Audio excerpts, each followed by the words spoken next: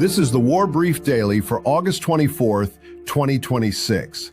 Here's the short version.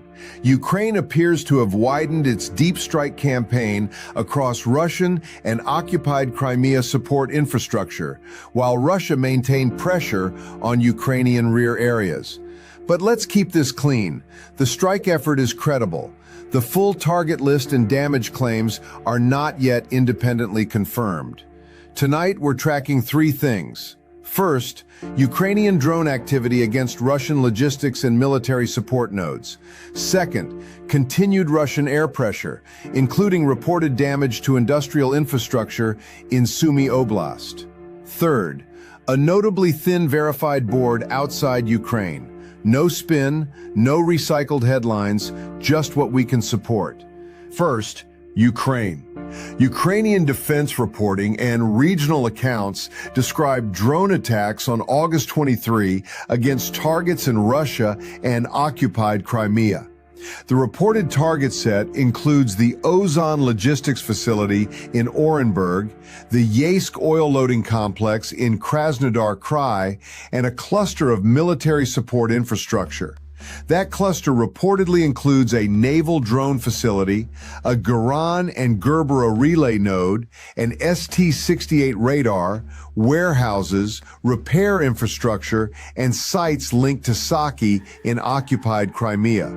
Local video and contemporaneous reporting support that a Ukrainian strike effort occurred. That part is credible. What remains unsettled is the detail. We do not have independent confirmation that every named target was hit, how many drones were used, or whether fires translated into meaningful, lasting damage. Those claims belong to Ukrainian and defense media reporting for now. That's the headline. Here's what actually matters. Ukraine is not just chasing visible explosions.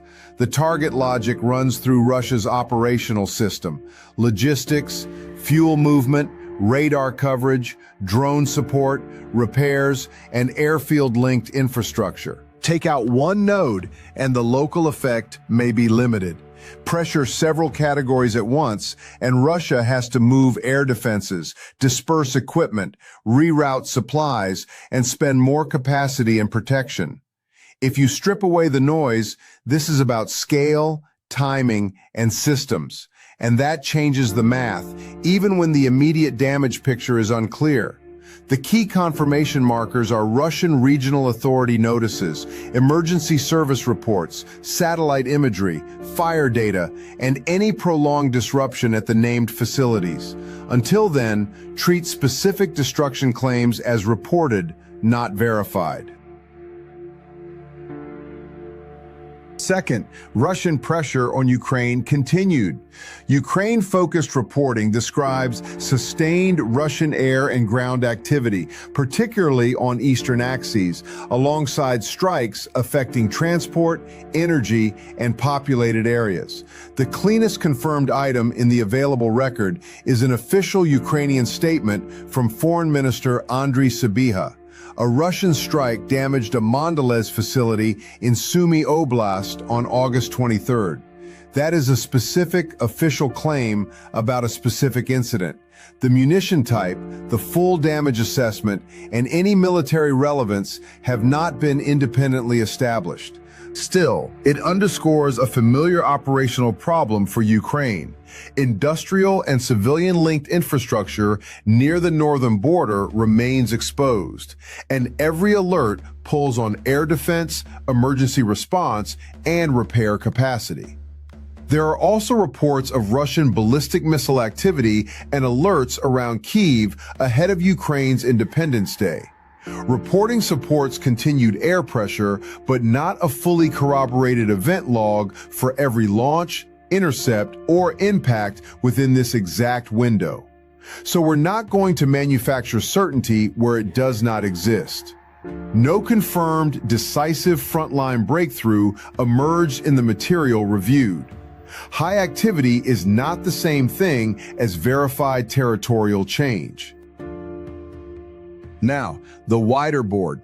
For the Iran-Israel theater, the Red Sea, the Strait of Hormuz, Sudan, the Sahel, and the Indo-Pacific, no newly time-bounded, well-sourced kinetic event was established in the available reporting. That does not mean those theaters went quiet.